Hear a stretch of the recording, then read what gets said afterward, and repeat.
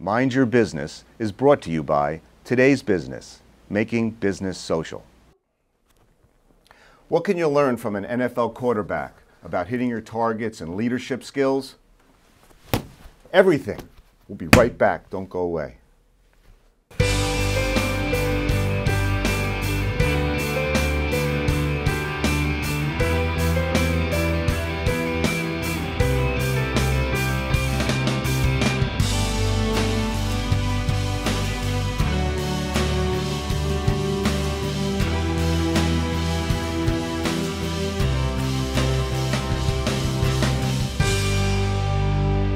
Welcome back.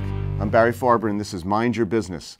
We have a show today about hitting your targets, about goal setting, about getting things done and under adversity or under pressure situations. But talking about goal setting, did you know the astronauts, when they go to the moon, they come back and they go through massive depression, physical anxiety? You know, why is that? Why do you think they go through that? You think it's because they're detoxing from that ride to the moon? No, it's actually because what do you do after you go to the moon? That's their goal. You know, you're always excited on the way to things, the journey. And these people went to the moon. So what do you do after that? Read a book, ride a bike? I mean, there's nothing more exciting than that. So we are the most excited and most passionate when we have something that we're going towards, that we feel like we're getting there every day on the way. And it's the journey, not the end. So just a tip, an idea that I heard that I found very practical as far as 3 different ideas to get your goals written down. It doesn't have to be always the same thing. There's many people that have different ways they set their goals. They have one idea and they're passionate about it every day and they go forward. Some people write it down and break it out from 3 to 6 years even. But this is something I found that you could take to the bank, okay? It's 3 different steps: 10, 20, and 1. Take 10 goals that you want to achieve in the next year, 10. And make 3 or 4 of them personal goals. Everything shouldn't be about your profession or business, something personal with family. And then write those 10 goals down. What are the most important goals to you to hit for this next year? And then once you have those 10 goals down, take one of those goals that you want to hit, that's most passionate about of the 10 goals, and break it down into 20 specific actions that you want to take to get to that goal. 20. You know, they say by the mile it's a trial, by the yard it's hard, but by the inch it's a cinch. And when you break down those goals to something simple, it doesn't have to be a massive goal. That's the problem with goals. People set huge goals, they get disappointed because they're not near them, and they give up. But a small, individual, minor things you could do every day that you break into those 20 points makes it easier, and you get more excited because you're on your way, you're hitting those goals. And the third thing, you got 10 goals, you take one of those goals, put them into 20 specific action steps you can do daily. And then the third step, 1. Pick one of those 20 action items and act on them right away. Action is everything. We act from our learning, we learn from our actions. One without the other suffers, but both together provide invincible truth, because you act and you learn, you act and you learn and come back. So those are some tips, just taking 10 goals, 20 actions, and then act on that one of the 20 right away. And we're going to be right back with Scott Brunner, NFL quarterback for the Giants and business expert, when we return. Don't go away.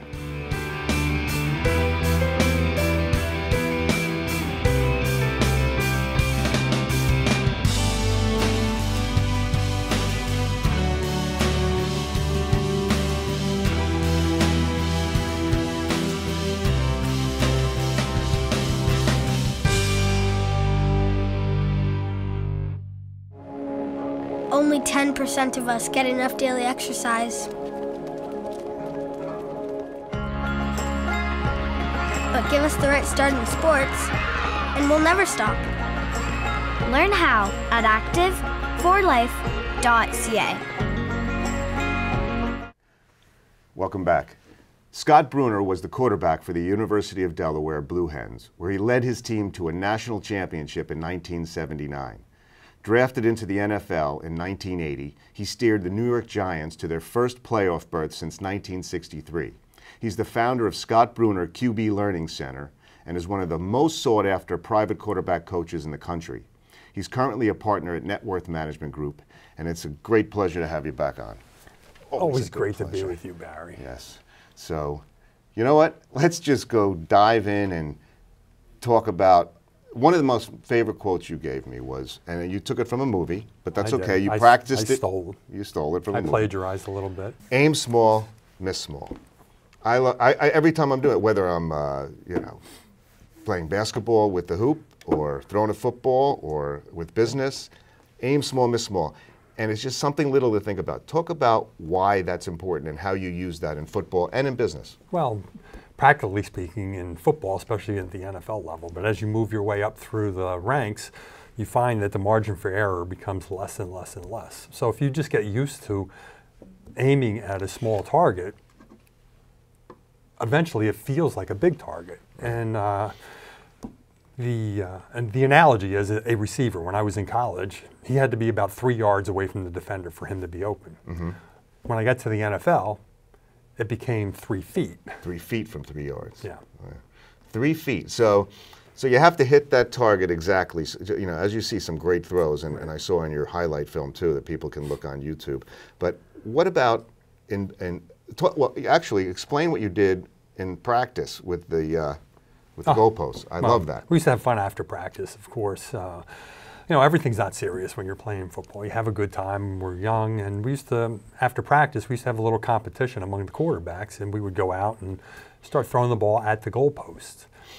And then we got to the point where we were hitting the goalpost every time, so we had to up the ante a little bit. So then we started aiming at where the tee of the goalpost crossed, so we'd have to hit that exact spot. And then after a while, we started hitting that one all the time. And then we got to the point where the bolts that connected the goalposts together, we started aiming at them. And then finally, we got to the point where not only did you have to hit the bolt, but you had to skim it next to the bolt because the bolt was on the side of the goalpost. So just skimming it. Throw it and just skim the bolt. You couldn't actually hit it. You just had to skim the side of the ball off. Like you did with my head in the beginning with the practice throw, right? That I didn't catch on time. It was a close shave for you. Right. That was really good. Yeah.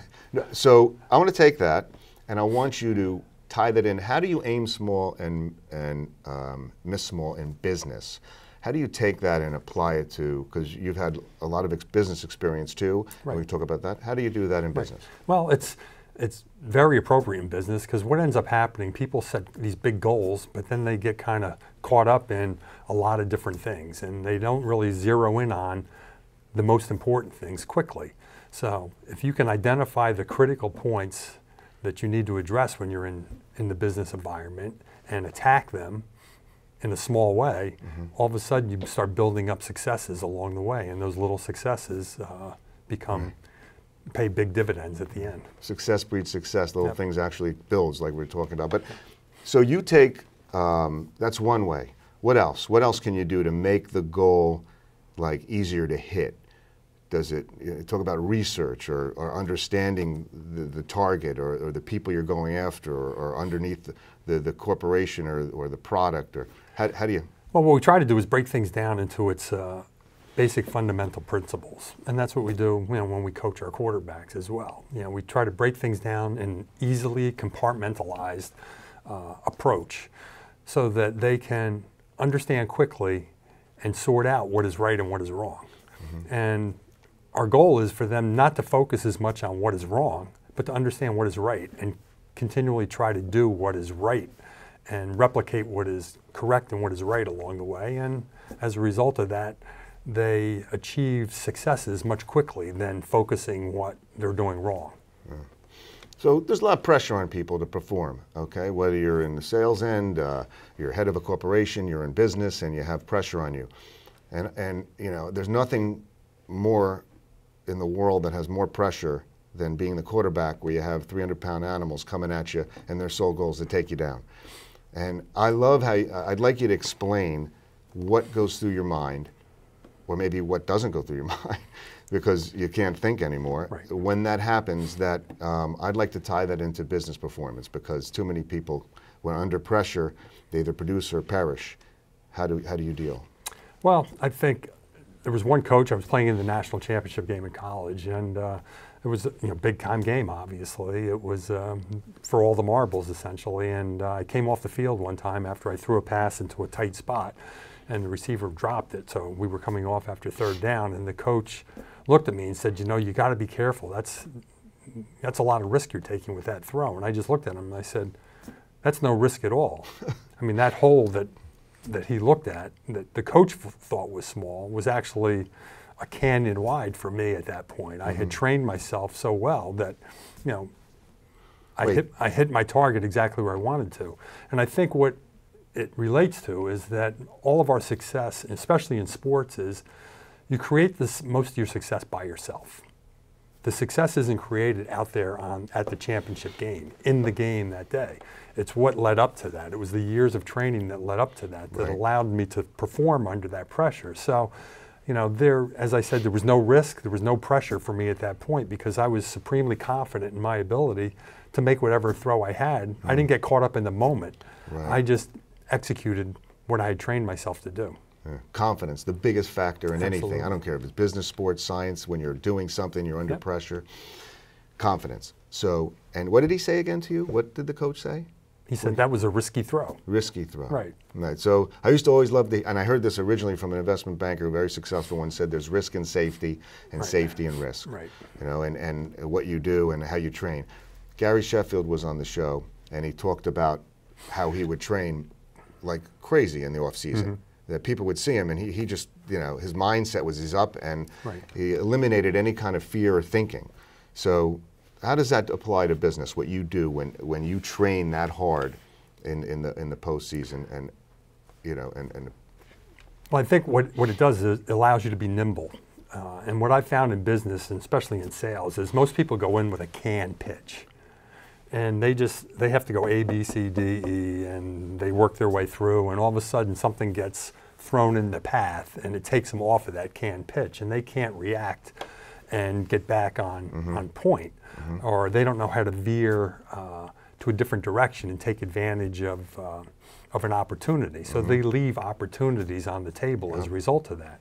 And I think if you understand and you have a core belief and philosophy, it allows you to adapt to those situations more quickly and more readily. And you know, we talk to our quarterbacks. Coach can't teach you everything. Coach can't coach you everything. He can't tell you every situation that's going to come about. You've got to take it upon yourself to kind of understand what situations you might be faced with and train yourself in those situations. And it's the same thing in business. You know, a salesperson, you can have all these great training programs, but they're not going to address every situation that you face in the field. You have to be able to adapt, be nimble, and you know, kind of see the room and develop your product based upon what the room is looking for, as opposed to having a product and trying to jam that down somebody's throat. Well said. You know, the best thing in the world, I think when you go to a business meeting, I try to do every kind of research on the individual, the company, their products, their customers, and talk to their customers, anything. So when you go in the door, you kind of put all your notes away and you just listen. And when something comes up, you are able to sit and adapt versus the person that just goes in and talks the whole time. Absolutely. You know, and that flexible, being nimble is so critical in business that people rely on this. Well, I got this whole PowerPoint, I got to show this, and then people, you know, and somebody asks a question and they don't want to go off track. And perfect example. Yeah. You know, and I think the other mistake a lot of people make, and I see it in sports all the time, is that people kind of have a set methodology in mind without regard for the skill set of the people around them. And so you end up asking people to do something they're not suited to do. And I think it's important as a business manager and a business owner to understand what the skills of your people are and put them in position to do things that will create successes for them. Don't make them do things that are going to fail, because then you just create a drag on your business as a result of that. So you know, you can work to elevate people, but understand what they do well.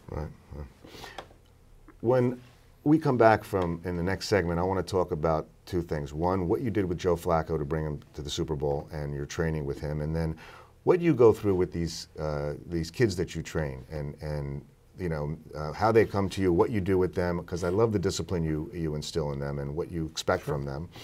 And then also, I want to talk about, you know, did I bring?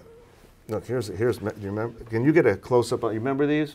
Oh, that was my rookie year card. This is your rookie year, right? We have him, but you can't really tell because his helmet's on. But I don't know if you remember. These were the Folds flat pens, okay? Yeah. Now you remember. Now I've had a lot of adversity with these, right? Absolutely. You know? But the one lesson I want to talk about, not just Flacco and what you've learned and with the college kids and so forth, but also when you fall flat on your face, okay? I've learned this as a metaphor. You know, even though they've succeeded in different areas, they've also failed in different areas. But when you unfold those failures into new opportunities, all of a sudden, hey, wait a second, that failure became a stepping stone for over here that I would never trade in the world. We're going to talk about that, okay? When we come back, we're with Scott Brunner. He's the partner of Net Worth Management Group and also previous NFL quarterback for the Giants. Don't go away.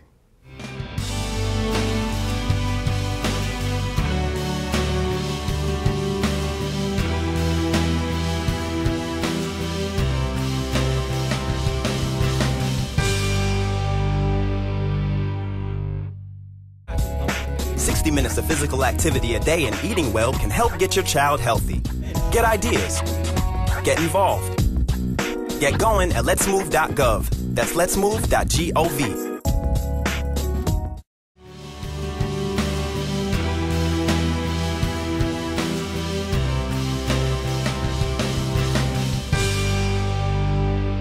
Welcome back. We're with Scott Brunner, prior quarterback of the New York Giants, who led them to their first playoff since 1963 in the 80s, right? 80s? I thought you were going to say prior guest on my show. Prior. You were excusing me from the... Yeah, he's gone. We got rid of him. But how did that feel, though? Let's talk about that before I get into the three key things we talked about. How did that feel, taking him for the first time to the playoffs? Oh, that was exciting. It was an exciting time in New York. You know, a lot of optimism at that point. You know, the franchise had been kind of in disarray for a number of years, and they had made many changes in the front office and on the team. And, you know, we just got on a magical run at the end of the season and won 4 of the last 5 games and squeaked into the playoffs. And, awesome. You know, the New York area was abuzz. Under pressure you did it, right? Under pressure, yeah. So we get hit. We get knocked down. Like you said before, during the break, you said the pen is, what did you say? What was the quote? The metaphor with the pen? The pen, how the pen folds up. Right, but you know, you're falling flat on your face, or yeah. You know, and the only way to really gain intelligence from that is to get back up right. and use that information. Right. So how do you do that in football? Let's do football first. How do you deal with the knockdowns, the setbacks, the pressure? What has your mind learned over the years that you kind of now have as a regimen? You know, I think what you end up doing is falling back on the process, and that's what I try to tell the guys that I work with. You know, that this is all about a process, and sometimes you can't control everything that happens around you, but you know, focus on the things you can control that process, and then you know, things will happen, and then you'll respond accordingly. And you know, that's what you face all the time in athletics. You're not going to win every game. You're not going to win every battle that you face on the field. You know, you look at a baseball player, and the best hitters in baseball, you know, barely hit 300. So 7 out of 10 times they're not successful. It's a crazy stat. The greatest Hall of Fame guys are 7 out of 10 times are not successful. You know, but they just keep coming back. And it's, you know, the same, you know, in football. You know, a running back is not going to break it for a touchdown every time he touches the ball. He's more than likely going to get tackled for a short gain, and he's going to have to get back up and do it all over again. And if you do it enough, then you break the long runs. Same thing with throwing the ball. You know, you might hit 60% of your passes, but you know, they're not all touchdowns. Right. So sometimes it's having small successes along the way, which leads to the big ones. Well, watching the films of you, you're quick and you moved well, and I don't think, you know, I see sometimes that the quarterback is approached, and within like 3 feet, he's calm and still throwing the ball, even though he's about to be, you know, slammed to the ground. What goes on in your mind at that? Are you thinking about that? Do you see them? Do you have that awareness?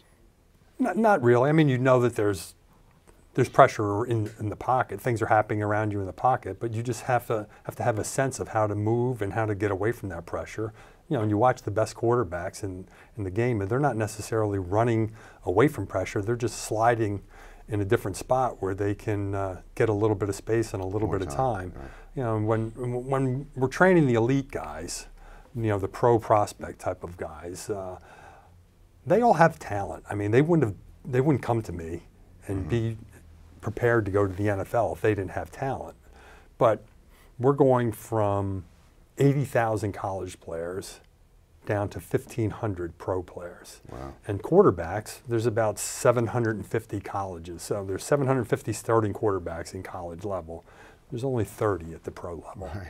So now we're whittling things down. So we really need to refine their skill sets and the way they think. And we talk about snaps of the finger.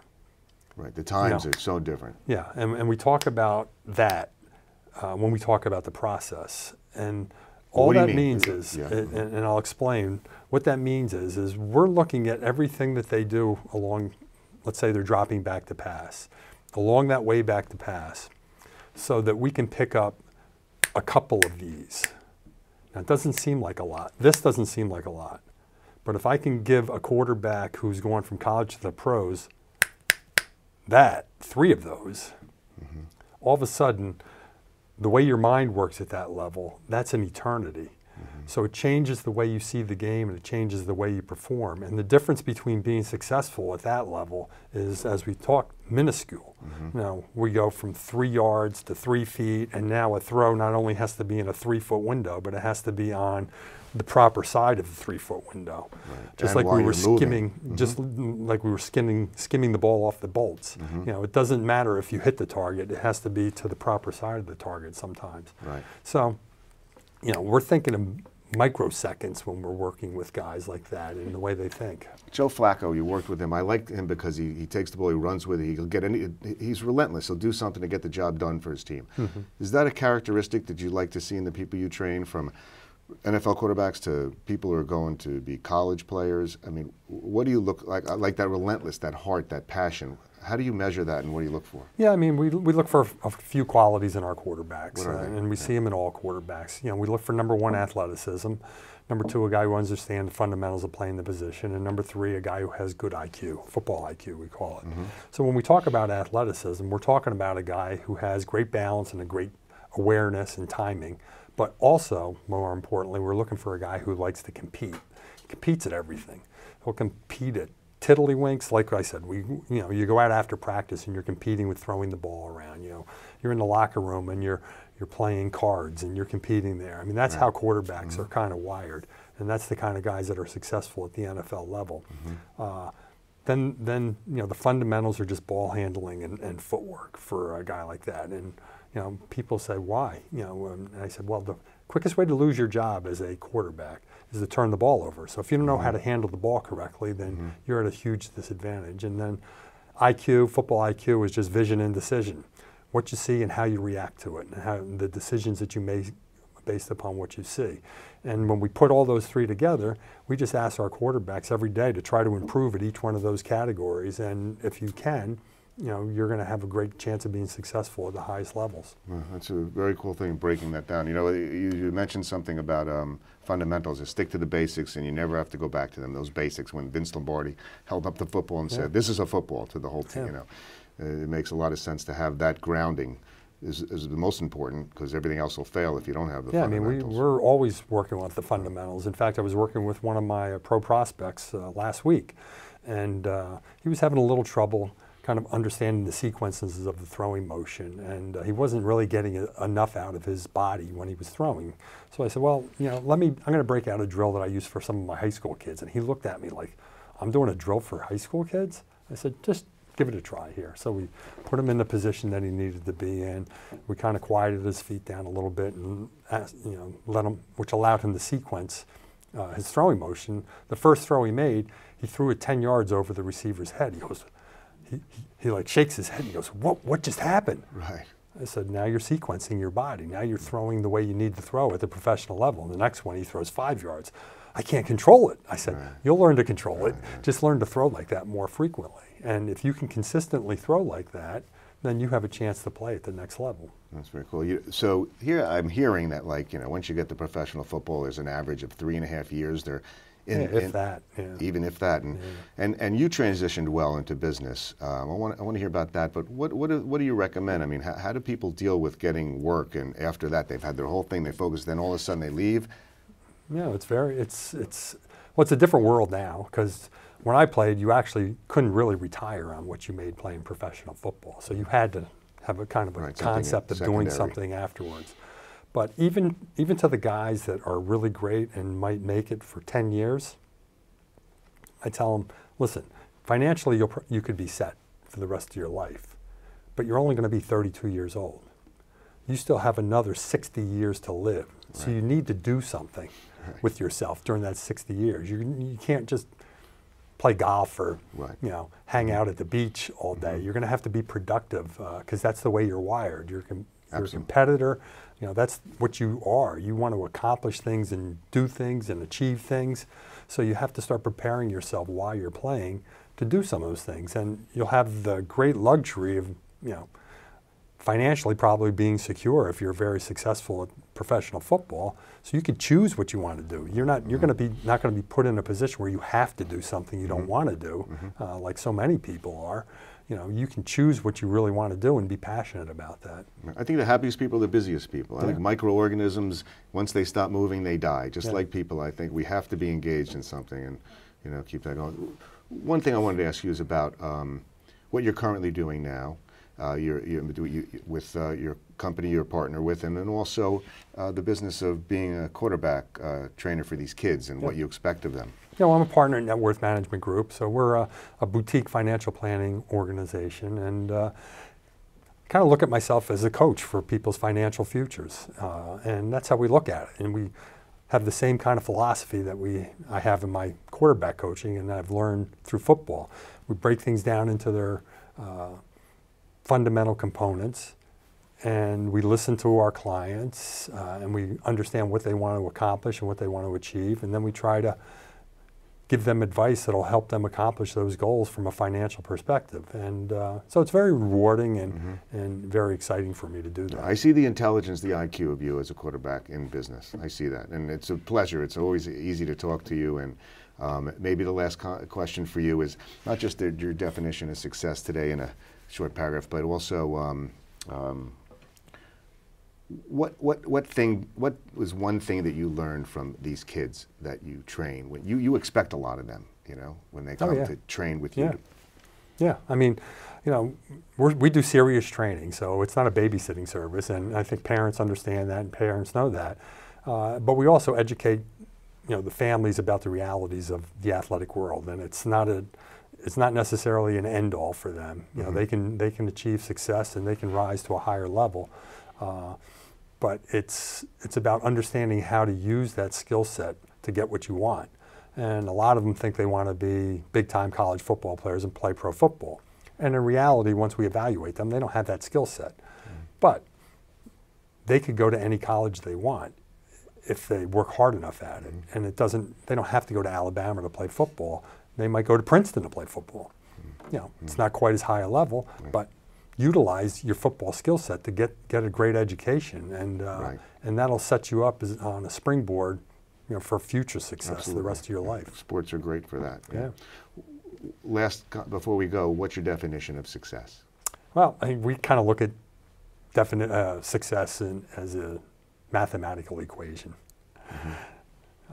As you can tell, I'm very analytical in the way I do stuff. Minor detail. That's good. You know, success for me is it's just having a plan, executing the plan, and being passionately motivated about, you know, being successful. And we ask all of our athletes, you know, what's the least important component of that equation? And they all are, you know, most of the answers are execution or, you know, motivation. And in reality, it's the plan is the least important. Everybody seems to focus on the plan, but there's 1,000 plans that, and 1,000 ways to do something that can be successful. The reason they're successful, even though they take a different path, is because the people that are executing them are doing it in a passionate way, and they're using the fundamentals. And that's where we try to focus our kids on, focusing on execution and being passionate about what you do. Pleasure. Great to see you again. Great to see you. Scott Brunner, the man. Thank you for joining us. Goes fast. See you next time.